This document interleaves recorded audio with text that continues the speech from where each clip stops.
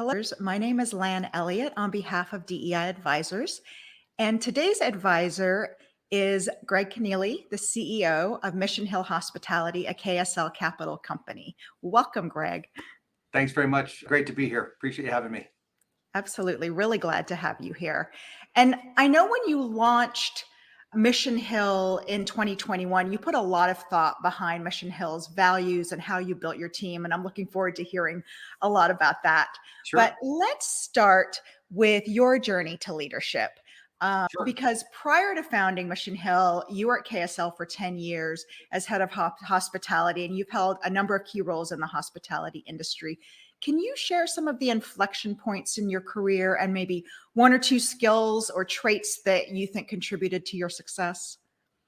Sure. I'd be happy to. And again, thanks for having me. It's an honor to be here. So I guess for me, there were three primary transition points in my career. Looking back, the first was coming out of business school. I'd not been in real estate or private equity or hospitality before going to Kellogg. And that was an opportunity for me to learn a lot more about investing in general, real estate specifically, which launched me on the path that I'm still on to this day. And so that experience was incredibly valuable.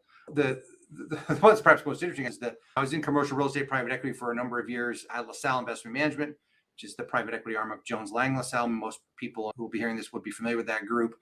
They don't do hospitality. I stumbled into hospitality through a relationship of someone who introduced me to Lawrence Geller, who's the CEO of Strategic Hotels and Resorts, public at the time, now private. And it just opened my eyes to how amazing the hospitality industry was. And I took a bit of a leap, as frankly did he, to give me a job. And I've been in love with it ever since. Leaving KSL in one sense, but staying part of the family in another was obviously a big decision. A pretty nice role at KSL.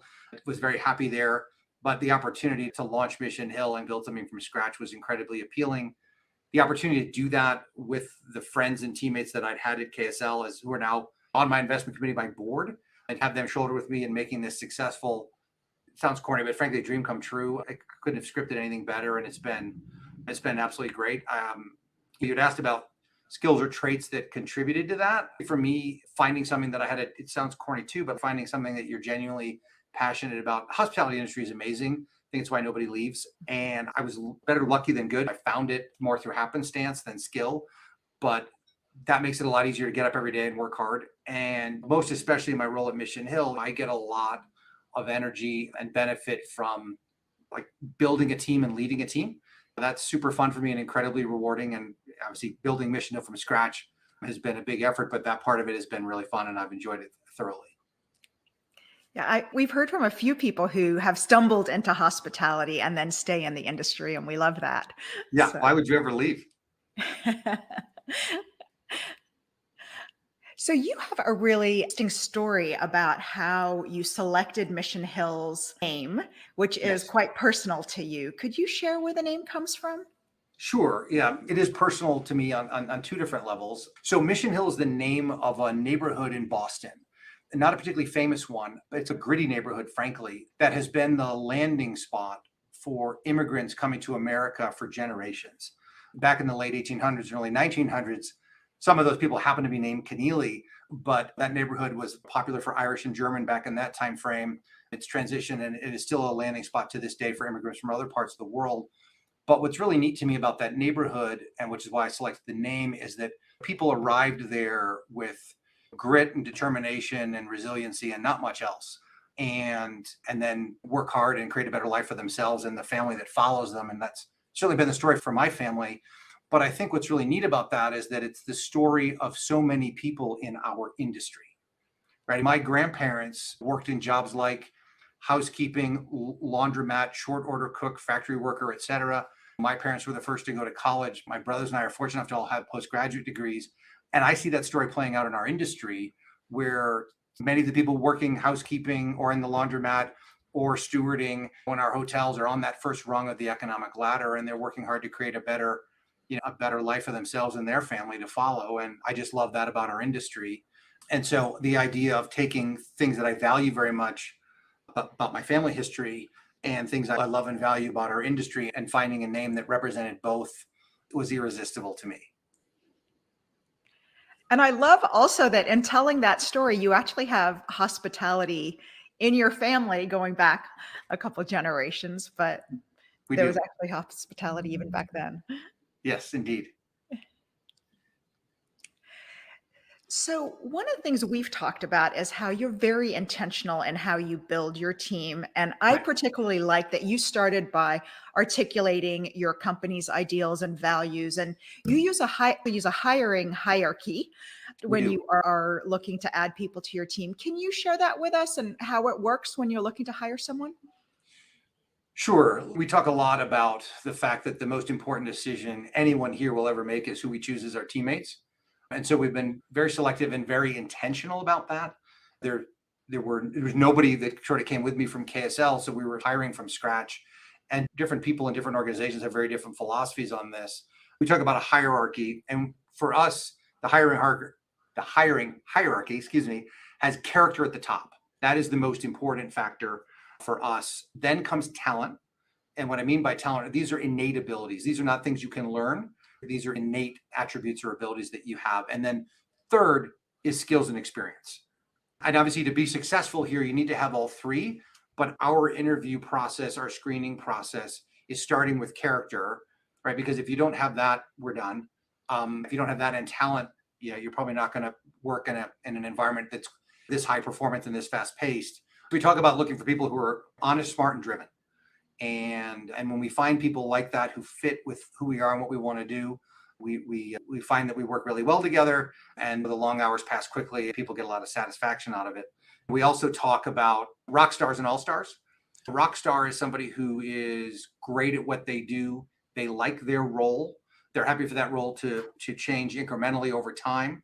But this is what they do. This is who they are, and they're great at that. All stars are people who are doing a great job in whatever their role is today, but they're looking to be on a trajectory. And the same person could be one or the other at different points in their career, in many cases, depending on what might be happening in other parts of their life. But we say that we as an organization need both. Everybody has to be one, but you can't be neither. and we've got a balance of that too. And I think that's been a big factor in our success thus far and in our culture, frankly. Yeah, I love the way you think about first character, right? For That's sure. just not something that you can teach. It either is with the person, comes with them. It's usually 100%. pretty innate.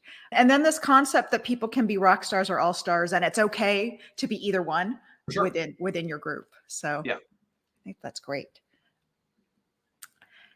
So talking a little bit about leadership style now, you're the father of three daughters and I am indeed, right there on the yes. wall behind me. And a self-described diehard feminist, which I love that. I am And indeed. it's great to see you had mentioned 40% of Mission Hill's team are made up of women. What characteristics and leadership styles are you looking for in your leaders at Mission Hill?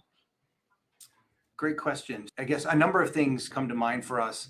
Yep. First of all, I'm absolutely a diehard feminist. I can't think of something that I know that I can do or another male peer of mine can do that one of my daughters probably at some point won't be able to do better. A huge fan of that and a big proponent of it. But when we're looking for individuals, either in an individual contributor role or in a leadership role, we're looking through the lens of two heads are better than one. We're looking for a diversity of viewpoints and perspectives. And we think that ultimately leads to better decisions. KSL does this incredibly well. It's a relentless R&D process and a digging to help make the best possible decisions. And I've tried to bring that here. Stylistically, we're looking for leaders and individual contributors who have a very high degree of character and talent and skills and experience, but also a very high degree of humility. That's incredibly important to us. Gratitude is one of our key values, and people who demonstrate and live that day to day is really important.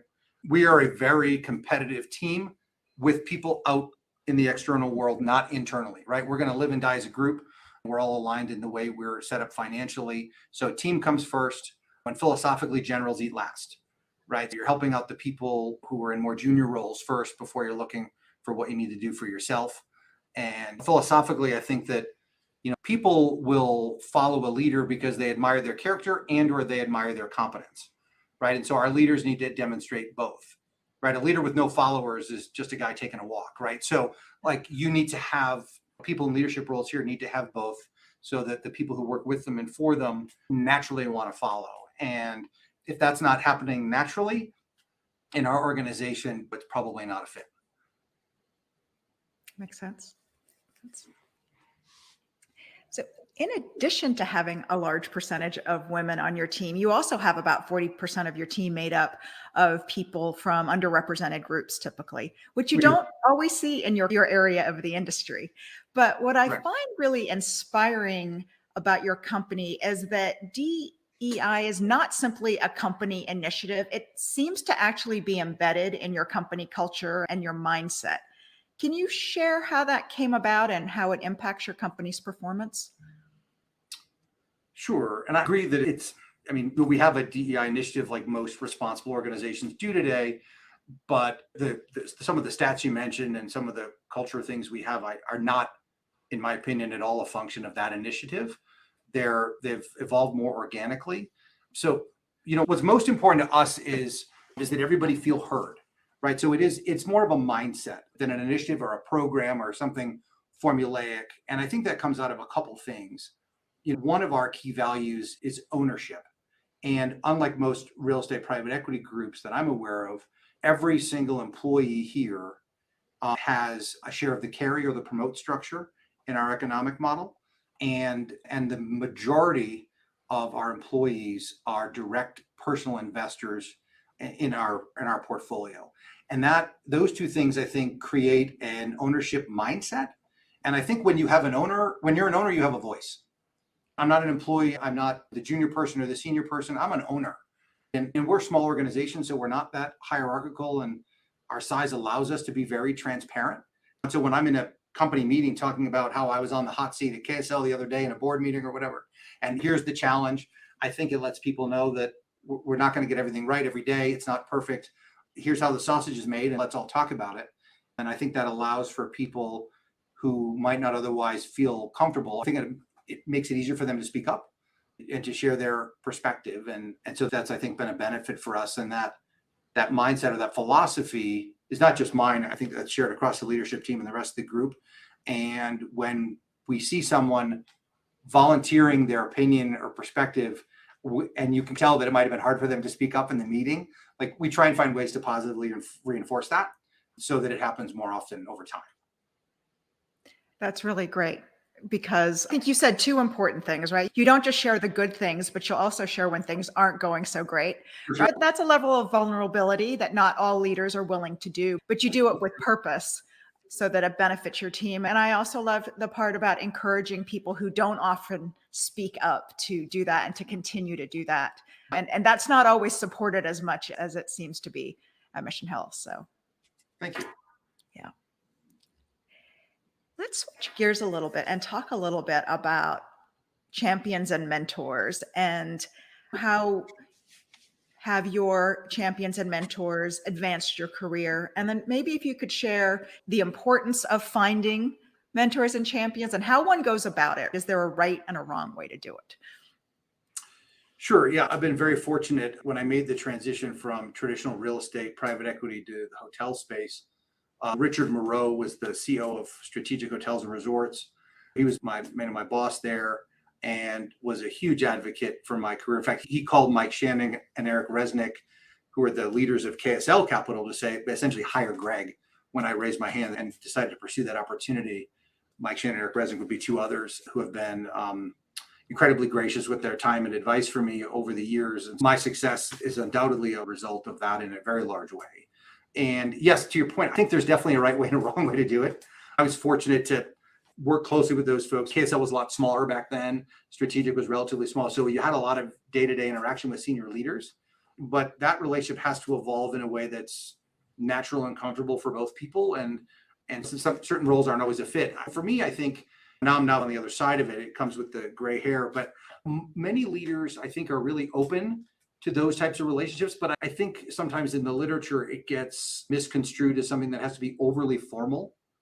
Like I laugh at these mentoring relationships and you've got to write up something and I'm going to meet with you once a quarter.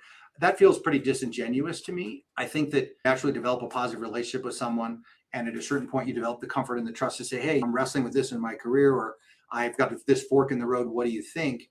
But what I also find fascinating is that there are a lot of young people who bemoan the lack of mentors, but then don't actually do the things necessary to develop those relationships.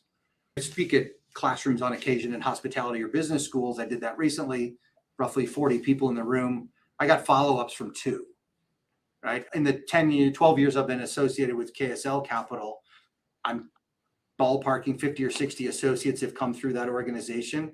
2 have invited me to lunch. Now, that may be because they don't think what I have to say is valuable, but I don't see them going to lunch with other senior people either. And so I think 50% of success is showing up, and you've got to reach out and make those initiatives on your own. And I think more often than not, if you do it in a respectful and polite way, it'll be well received.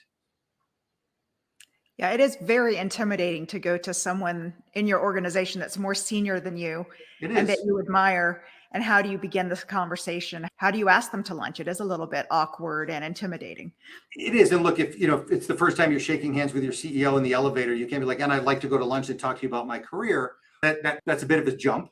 If you have an opportunity in whatever role you've got to get some exposure to somebody slightly more senior to you, and then you do a good job for them, they're appreciative. That's your moment to say, hey, by the way, would you be open to grabbing coffee with me at some point? There's some things I'd love to get your perspective on. And there's nothing wrong with taking that mid-level person and getting to know them and then saying, I've got this other thing. I'd love a perspective of somebody more senior.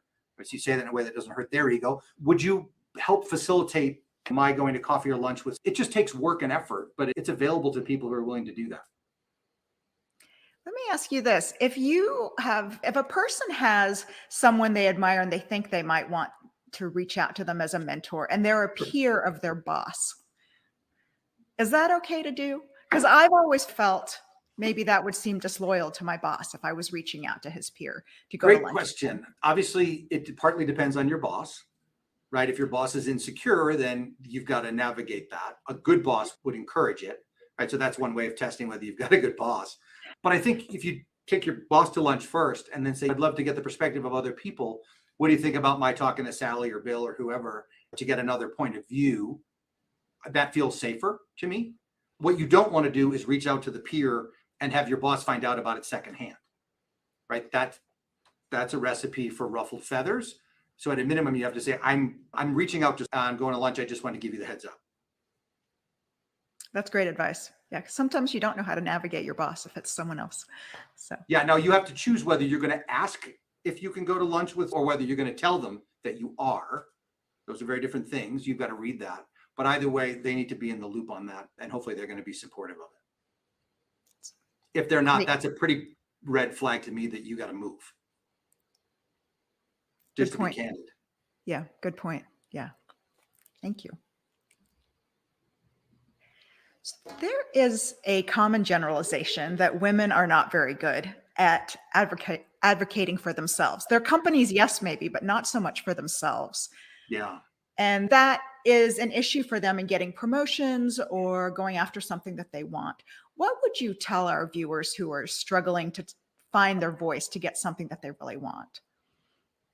Yeah, I've seen that play out a number of times. And I'm sure that I have in many cases personally either not advocated or frankly probably advocated too much. In certain cases I should have just put my head down and done my work. But I think there are several things to think about. Number one, if you've done a good job on the point you asked a minute ago about cultivating mentors, in the ideal situation is your mentor, your champion, right, is advocating for you, right? That's the ideal situation. Or at a minimum, keeping their eyes open because they've got a different vantage point of the playing field and looking for those spots where you can insert yourself into a project or an initiative that might be higher visibility than maybe what is your current day-to-day role. So that if you're doing part one, then part two gets easier. But I think the other part of it, it has to be framed as ideally like, what other responsibility or challenge can I take on that would be good for my team, frankly, would be good for my boss, right? So you have to frame it as, I see this opportunity, or I see this, we're trying to keep all the balls in the air. These three are hitting the floor. Why don't I pick them up for you, boss? And at least try and advance them and circle back to you. I think if you frame it in what's in the best interest of the person who's saying yes or no to you, that helps. And you have to find your spot. Sometimes it's okay to do that in the big meeting. Other times it's you pull the decision maker aside or your boss aside and say, hey, I'd really shot at that. Can we find a way for me to do that? And I think if you do that enough, you will you'll make progress. Mike Shannon likes to say that when you ask a question, you get three possible answers and two of them are good, right? There's yes, there's maybe, and there's no, right? So you don't ask, you don't get, and keep asking even if the answer is no in the first one. The other thing I think it's important to remember, particularly for women and in certain cases underrepresented minority groups, is doing your job well is not sufficient, right? That gets you the job you've got and the paycheck you've got, right? And if you're in the box of rock star and you're happy there, that's wonderful. But if you want to go further, that is not enough. And the difference between doing your job and getting an A and spending 10 more hours and getting an A plus, not always the best use of your time, to be candid. That extra time is networking, skill development, doing things that increase your value. Don't be the person toiling in the corner on the project while everybody else is chatting at the water cooler with the team adjacent to them or the boss above them. If you're not visible and engaging on a personal level, you won't move up as fast as someone who will. And I think a lot of people make that mistake. I actually think a lot of women make that mistake. I've made that mistake too. I'm at my desk working and the guys are putting down the hallway and I think I'm doing my job. And isn't that great that I'm doing my job? But I would have been better off getting up and going out and talking with them, even if I can't putt. I can probably putt better than I can swing. But yeah, I think it's an important thing that people don't really hear enough is that being really good at your job probably only gets you about to middle management. And if you want to continue, if you want to continue and to rise into the C-suite and major leadership roles, you really need those other pieces that you had mentioned, which is visibility and building relationships with people. You can't just get there. If you're the person with the A+ work, exactly like you said, you've missed out on opportunities to build relationships that are going to help you. Yeah, and look, at a senior level, you are no longer being paid for your technical expertise, right? You have to have it, right? You have to be competent, but there's always somebody junior who's got the latest training and the whatever that can fill that gap for you if you need it. God knows I rely on that all the time. But having the relationships where I can call somebody senior at a bank, at an investment firm, at KSL, at Marriott, whatever, like to help get something done that's important to my business, or to get advice from somebody who's got a different perspective in another senior role in another organization, that's very valuable. And there's only one way to get that. And it's a lot of time on the relationship side. Yeah, I think that's a really important point that people miss is that being the smartest on that technical piece of knowledge is not necessarily what's required. It only gets you so far. Yeah.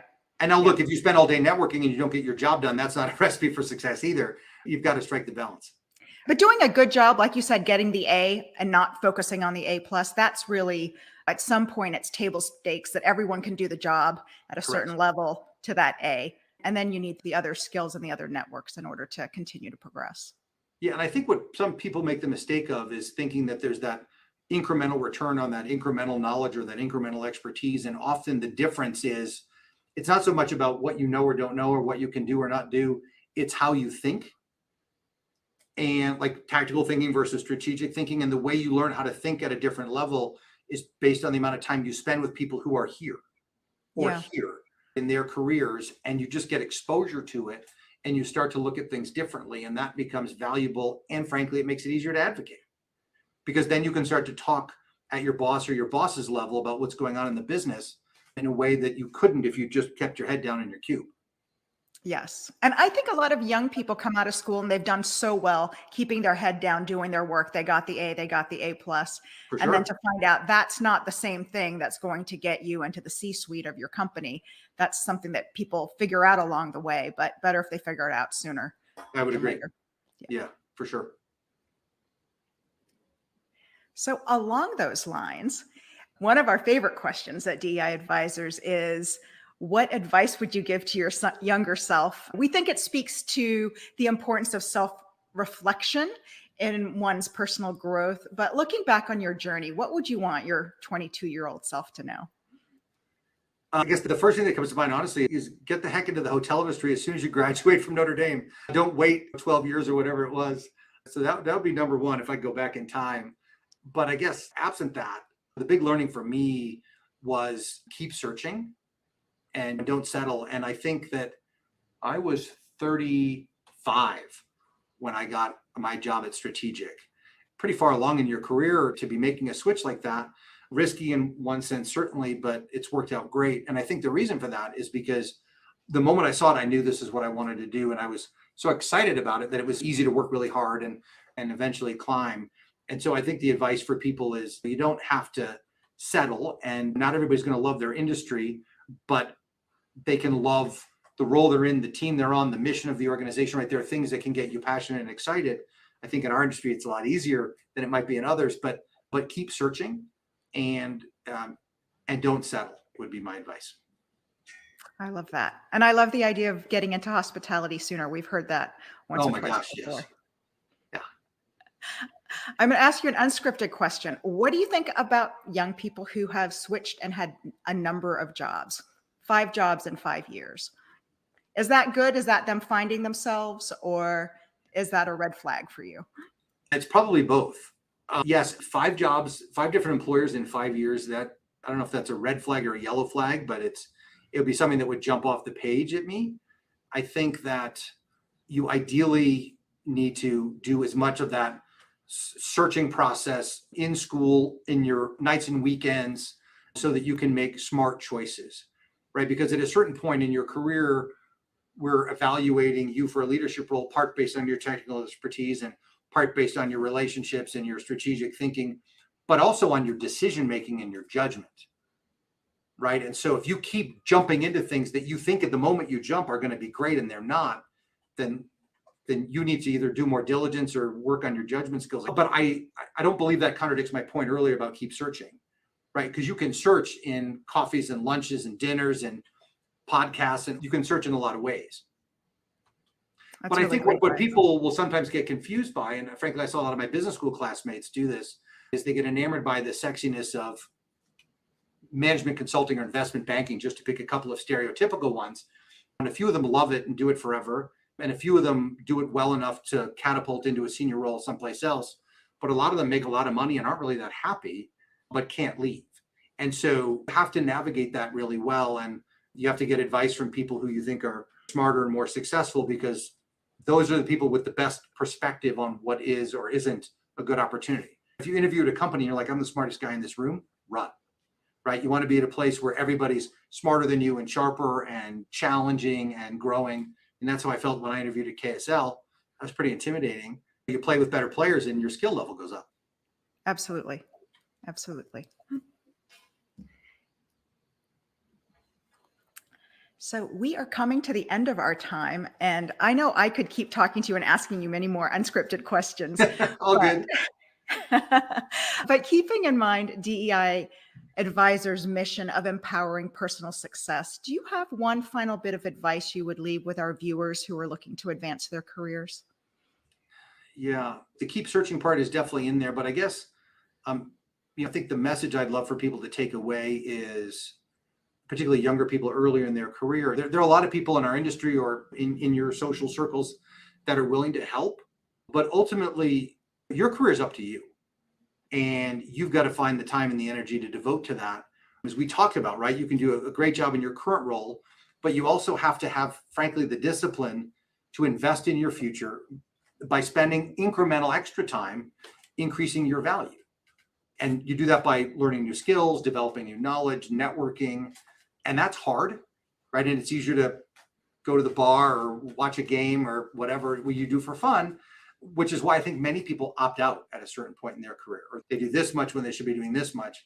Reading a book, going to coffee with someone, listening to a podcast, or taking an online course, like one of those, zero impact, right? But do that every week for 10 years and you will be in a massively different place in your career than if you didn't. And that's a personal choice. It's a harder road in some regards. It's a massively more rewarding road. I don't even just mean financially. I think it's just more fun to have new learning and new challenges. So that would be my advice, is to take ownership of it and then lean in with discipline, and the rewards, I promise you, will be there. Wonderful advice. Thank you so much, Greg. I so appreciate your being on and sharing a lot of wisdom that you share, a lot of great insight. And I'm really loving the work that you're doing at Mission Hill and how intentional you are at being inclusive. So thank you very much for being on. Oh, my pleasure. It was a lot of fun. And for our viewers, if you have enjoyed this interview with Greg, we hope you will join us at our website, DEIadvisors.